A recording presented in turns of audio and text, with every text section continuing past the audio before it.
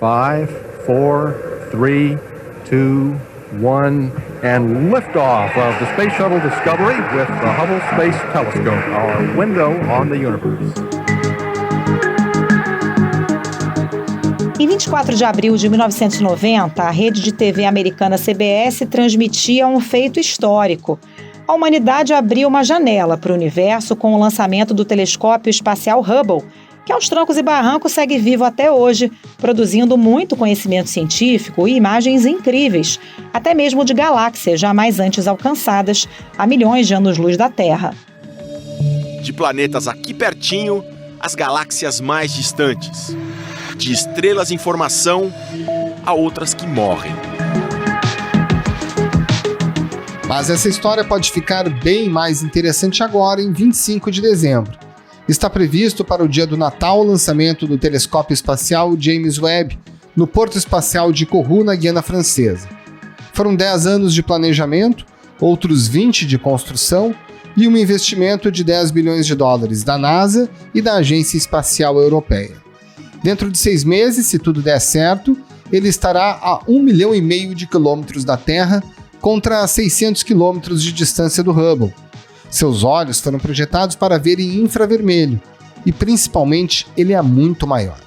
Tem um espelho gigante de 6,5 metros contra 2,4 metros do Hubble, o que fará toda a diferença. O alcance do James Webb é mais espantoso se comparado ao que a humanidade era capaz de ver num passado recente, dos telescópios da Terra ou mesmo do Hubble, na década de 1990. Ou seja, ele verá o que o Hubble não enxerga e investigará a luz que viajou no espaço por mais de 13 bilhões de anos. Poderá desvendar mistérios sobre a época anterior à formação das primeiras galáxias, recalcular a quantidade de poeira que dá origem a tudo que existe no universo e observar diretamente planetas que podem ter condições para abrigar algum tipo de vida. Eu sou a Carolina Moran, estou com Roberto Maltic e no Ao Ponto desta quinta-feira, a astrônoma Duília de Mello, professora de Física e Astronomia da Universidade Católica de Washington e pesquisadora associada da NASA, conta quais são as contribuições esperadas do mais importante telescópio já construído pela humanidade. A Duília falou com Maltic no fim da semana passada. E eu aproveito para agradecer a todos que nos acompanharam ao longo desse ano. A partir dessa sexta-feira, o Ao Ponto dá uma parada rápida e a gente retorna no próximo dia 3 de janeiro. Boas festas e fique com a gente.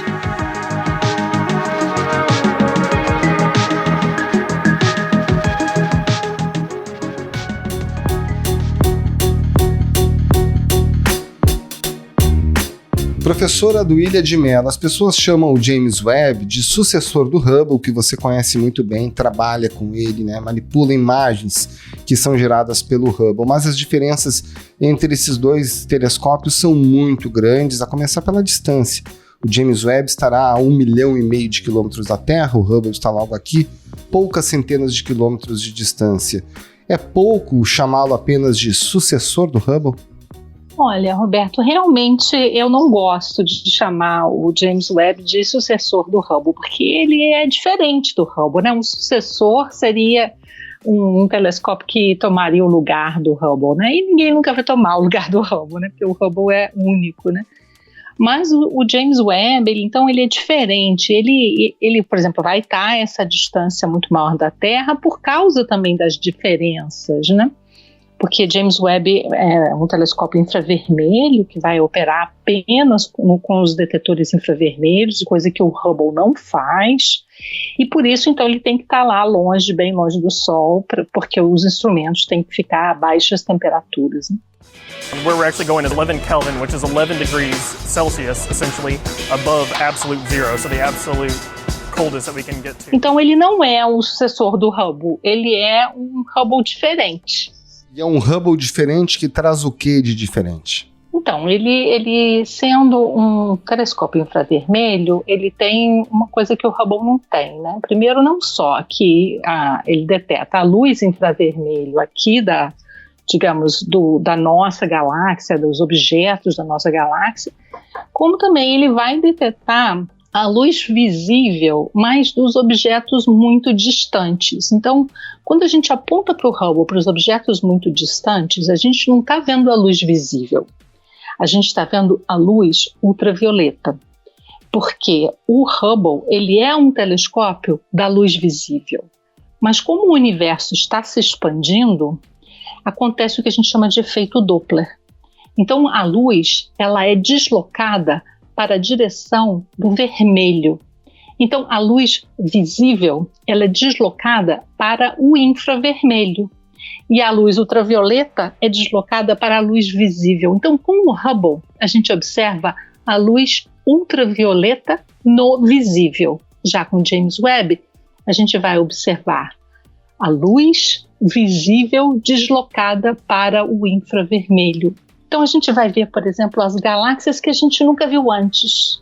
A gente vai ver coisas que a gente nunca viu antes, porque a gente não tem essa capacidade de ver esses objetos muito distantes, porque a gente não tem esses detetores necessários, entendeu? Então é por isso que o James Webb vai ser fenomenal. Ele vai revelar um universo aí que a gente nunca viu antes. Pois é, e tudo isso que você está falando em relação à luz de infravermelho supera barreiras, obstáculos que estão há muito tempo da Terra, bilhões de anos-luz daqui. E esses obstáculos são poeiras, são barreiras que o tempo foi colocando para a gente não ver coisas. A gente vai mudar eventualmente a nossa percepção, inclusive, sobre a formação das estrelas, sobre a formação das galáxias e também dos planetas? Sim, então, com o detetor infravermelho, a gente consegue ver por dentro da poeira. E o universo ele é muito empoeirado. Então, a poeira ela existe em regiões onde estão nascendo as estrelas, né? Então, a gente não consegue ver as estrelas nascendo porque a gente não consegue penetrar a poeira. Mas com o James Webb a gente vai conseguir. Então, a gente vai ver as estrelas nascendo pela primeira vez, coisa que a gente nunca viu antes. E a gente vai ver não só as estrelas, mas os planetas também, né? Porque quando nasce uma estrela, nasce todo o sistema estelar. No nosso caso, quando nasceu o Sol, nasceu todo o sistema solar. Então, nasce tudo junto. Então, a gente vai ver a formação das estrelas e dos planetas pela primeira vez. E o James Webb foi construído para isso, né? Para poder ver por dentro da poeira, desvendar aí os mistérios da poeira. You know, there's images that are beautiful just for the way they look and for what they make you feel. And then there's images that are amazing for what they tell us and what we have learned about the universe. Professora, certa vez, a astronauta Megan McArthur, diretamente da ISS, deu uma entrevista dizendo que tem imagens que são bonitas pelo que elas nos fazem sentir, simplesmente porque elas são belas, e outras imagens que são bonitas pelo que elas são capazes de nos dizer sobre o universo. O que o James Webb pode trazer de significativo para o conhecimento científico? Bom, muitos anos de construção do James Webb é para a gente ver as primeiras galáxias. Esse é o carro-chefe do James Webb. Então, a gente quer ver as primeiras galáxias, algo que a gente nunca viu, coisas que aconteceram há 500 milhões de anos depois do Big Bang. Então, o universo tem 13,7 bilhões de anos, né? A gente nunca vai conseguir chegar exatamente no minuto zero, né? Mas a gente vai, com certeza, com o James Webb, chegar ali por volta de uns 500, 600 milhões de anos depois do Big Bang, que é uma época que a gente tem, assim, indicações de que é quando nasceram as primeiras estrelas, as primeiras galáxias, né? Quando a gente fala isso, as primeiras estrelas, as primeiras galáxias, as pessoas ficam confusas também, porque as estrelas deveriam estar dentro das galáxias, né? Bom, a gente não tem muita certeza se a gente vai conseguir detectar também as primeiras estrelas que ainda não existiam galáxias. Pode ser que a gente consiga detectar. Então, a gente está procurando também por essas primeiras estrelas. E com o James Webb, a gente talvez tenha, digamos assim, tudo necessário, né, para fazer essa detecção. Porque ele não é só apenas um telescópio no infravermelho, ele é um telescópio grande no infravermelho, né? Ele tem um diâmetro de 6,5 metros, que é bastante. O Hubble é só 2,5 metros, né? Quando a gente está falando de coisa muito distante, quanto maior o espelho, né, o prato que vai coletar a luz, melhor, né? Porque a gente consegue coletar a luz que vem mais distante ainda. Então é importante também o tamanho do telescópio, né? Então eu acho que a gente vai conseguir ver aí as primeiras galáxias e vai ser o maior barato.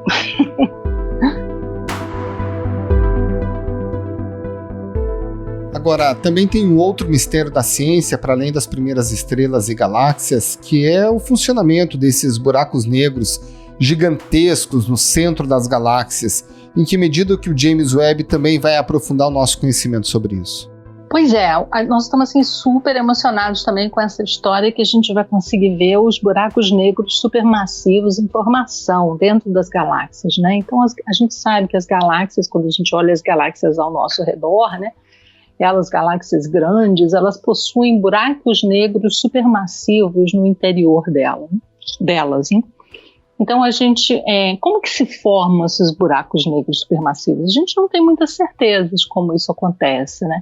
Então o James Webb vai nos ajudar a ver isso vai ser muito interessante e muito importante para a gente poder tentar entender como que é a evolução das galáxias, né? A gente não sabe como que as galáxias se transformam durante esses 13 bilhões de anos, né, até chegar a galáxias como a nossa Via Láctea. Então, saber como que é a história ali da formação do buraco negro central é muito importante, né?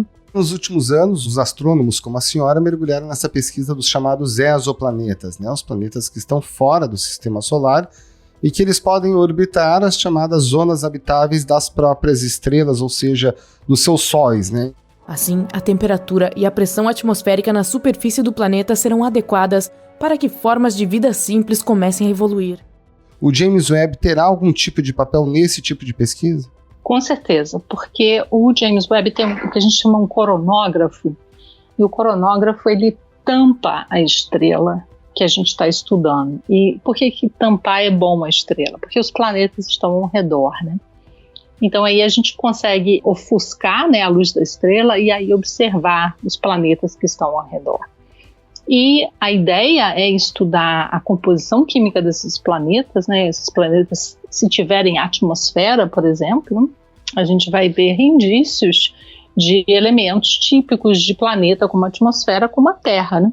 Então a gente vai ficar procurando pela composição química dos planetas ao redor das estrelas, coisa que não dá para fazer ainda hoje com os instrumentos que a gente tem. Então o James Webb vai ser inovador nesse respeito, né? Então a gente com certeza vai ver planetas parecidos com a Terra e tentar entender se parecidos em termos de tamanho, né? Uma coisa é ter o tamanho da Terra, outra coisa, ou parecido com o tamanho da Terra, e outra coisa é ele ter condições de vida, né? Então ele tem que estar nessa zona habitável, que quer dizer que é um objeto que está a uma certa distância da estrela, né, para poder ter condições de vida, porque aí não é nem muito quente nem muito frio, né? E aí a gente vai conseguir entender, então, se esse planeta, que é do tamanho da Terra, que está nesse espaço, nessa distância da estrela, se tem sinais de atmosfera. Aí é que é o barato, né? Porque a gente nunca viu isso antes também, então vai ser muito interessante ver isso.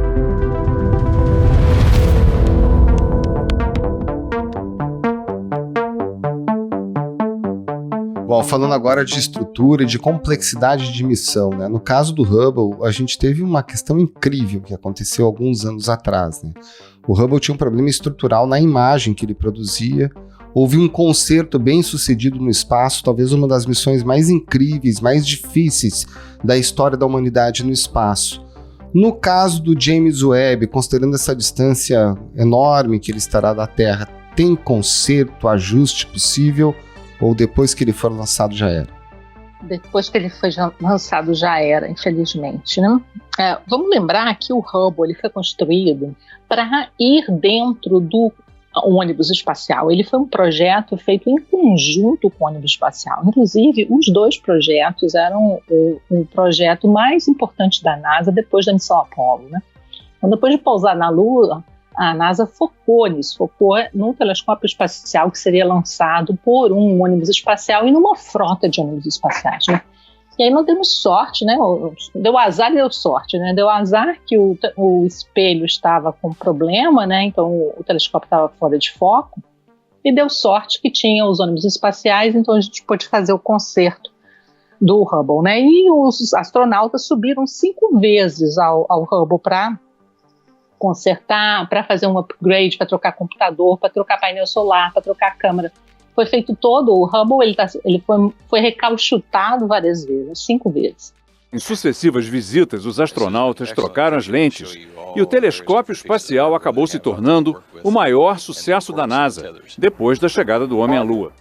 Mas ele está só a 600 quilômetros de altitude, né? Então é facinho de chegar lá. Atualmente não é facinho, porque atualmente a gente não tem nem mais ônibus espacial, né? Porque com o governo Obama, a NASA, né, desistiu de ter a frota de ônibus espaciais, decidiu que eles estavam já muito antigos e que era muito perigoso arriscar a vida dos astronautas. Então aposentou todos os ônibus espaciais, né? Então a gente não consegue mais chegar no Hubble. Agora, o James Webb foi desde o início uma opção de fazê-lo muito longe por causa dos instrumentos que precisam ficar longe do Sol, né? E não ser um telescópio que a gente possa ir. Isso aí a gente já sabia, ele tem uma vida útil de 5 anos, provavelmente vai durar até 10, mas digamos assim, tudo é planejado para 5 anos. E depois, os outros 5 anos, ele já vai estar numa fase, digamos, menos efetiva, né? Não tão brilhante ainda. Mas todo mundo fala, mas aí vai lá, estão fazendo os foguetes, tem SpaceX, tem Blue Origin. Gente, não consegue ir lá não, tá? Não vai lá não. Se der problema no James Webb, Roberto, sabe o que é melhor? Fazer outro e lançar outro. E até lá não justifica todos os gastos, todos os riscos, é melhor construir outro e lançar outro. Então agora a gente sabe fazer, né? A gente tem toda a tecnologia que foi feita para fazer, esse faz outro. Mas eu imagino que dê tudo certo e não vai precisar ir lá consertar, vamos torcer para isso. O Hubble consegue imagens incríveis, né? E a gente consegue distribuir essas imagens com cores, com formações, considerando essas características de luz infravermelha. O James Webb também vai trazer esse tipo de imagem à população? Também vão ser imagens maravilhosas de altíssimo nível, de alta resolução e alta qualidade. Aquilo que eu estava falando no início, né, porque o universo está se expandindo, a luz visível ela se desloca para o vermelho. Quando a gente observa com o James Webb, a gente vai estar vendo a luz visível que está sendo emitida pela galáxia. Isso a gente nunca viu antes. Quando a gente olha aquela imagem do Hubble Deep Field, que é aquela das profundezas do universo tirado com o Hubble, que a gente vê as galáxias bem longe, a gente vê pontinhos, né? Aqueles pontinhos que a gente está vendo não é luz visível, aqueles pontinhos que a gente está vendo é luz ultravioleta. Então, com o James Webb, aqueles pontinhos vai ser luz visível. Então, aí sim a gente vai ver toda a população estelar que está emitindo a luz, não só as estrelas jovens, que é o que acontece com as imagens do Hubble. Então, as imagens vão ser ainda mais bonitas. E lembrando também que tem e eu acho que isso que vai ser um bacanão também, que a gente vai juntar o James Webb com os outros telescópios gigantes que a gente tem na Terra, com o interferômetro ALMA, né, que é aquele conjunto de antenas que tem no deserto do Atacama, né, que também faz imagens maravilhosas, mas tudo do gás molecular, né, a gente vai poder combinar tudo isso. E aí a gente vai entender o objeto completamente, né, com todos os componentes lá. A gente vai ver gás, a gente vai ver a luz visível, a gente vai ver a luz das estrelas jovens, e aí a gente vai poder entender, então, o objeto na sua integridade, tudo, né, tudo do objeto, como se fosse assim, cabeça, pé, mão e braço, entendeu? Vai ver tudo, não vai ver só a cabeça, ou só o pé, ou só o braço. Então a gente vai ver os objetos todos, né, e acho que assim vai ser muito interessante também combinar com as imagens do Hubble. Então, isso vai ser possível de fazer também, de combinar as imagens que o Hubble tira com as imagens do James Webb para a gente ver, então, a história completa de cada objeto. A gente vai fazer uma sobreposição de imagens, né? Isso. Uhum. Como é que está o Hubble nesse momento? Qual é o status? Ele vai continuar funcionando por muito tempo? A missão já chegou ao fim? Ele está com alguns problemas? O que a gente pode dizer sobre ele? Ele teve aí meio capenguinha, né? Ele andou tendo uns problemas na parte de comunicação dos dados, lá quando o computador central se comunica com os instrumentos do Hubble, estava dando problema. Já foi, inclusive, a segunda vez que deu problema nesse ano, Mas aí a gente faz um reboot lá e o negócio volta a funcionar. Então tá funcionando. E ele ainda tem mais alguns anos de vida. A NASA já aprovou pelo menos mais 2 anos. Eu acho que a ideia é que ele fique operando por mais 5 anos. E pelo jeito ele consegue ficar operando mais 5 anos. Vamos torcer, né?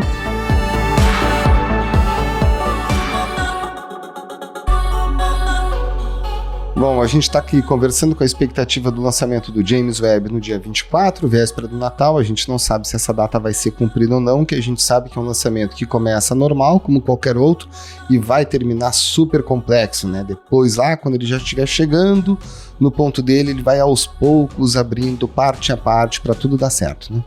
Isso. E, Roberto, só daqui a 6 meses é que a gente vai ver alguma coisa, você sabe disso, né? Ele vai abrindo lá, ele vai que nem um origami dentro do foguete, depois ele sai no espaço, ele vai abrindo bem devagarzinho até chegar no ponto lá onde ele começa a observar. E aí, até ele começar mesmo a observar, já vai ter passado quase 6 meses.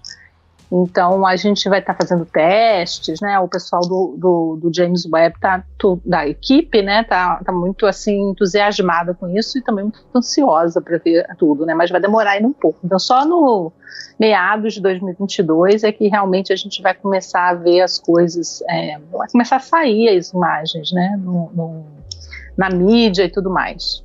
Dá uma ansiedade danada, né? Muita ansiedade, estamos todos muito ansiosos. Quando a gente entra na mídia social, aí a gente vê todo o pessoal, todo assim, digamos, ansioso mesmo, né, contando aí os dias. Vamos torcer para não ter mais nenhum problema. Foi adiado de dia 22 para o dia 24, por causa de um problema de comunicação entre o foguete e o telescópio, né, e o James Webb. E agora, então, a ideia é que vai dar tudo certo, né?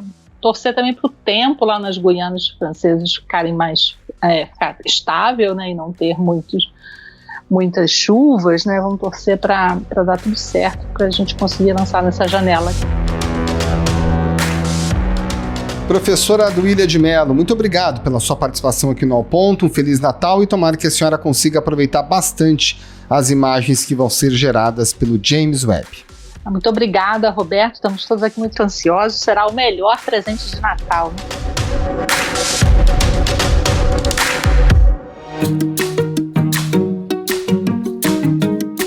Esse foi o Ponto de hoje, o podcast diário da redação do Globo. Nessa conversa a gente conta com a participação de toda a equipe do jornal, as mesmas pessoas que levam até você informação e análise de qualidade todos os dias. Quer saber mais? Assine o Globo. Acesse assineoglobo.com.br e confira todas as notícias e reportagens especiais. Nesse episódio, além dos áudios da TV Globo, a gente utilizou áudios da rede CBS e da NASA. A produção foi do Pedro Araújo e a edição é do João Guilherme Lacerda. Desejo a todos boas festas, um ótimo Natal e uma excelente virada de ano. Até 2022. Tchau. Até mais.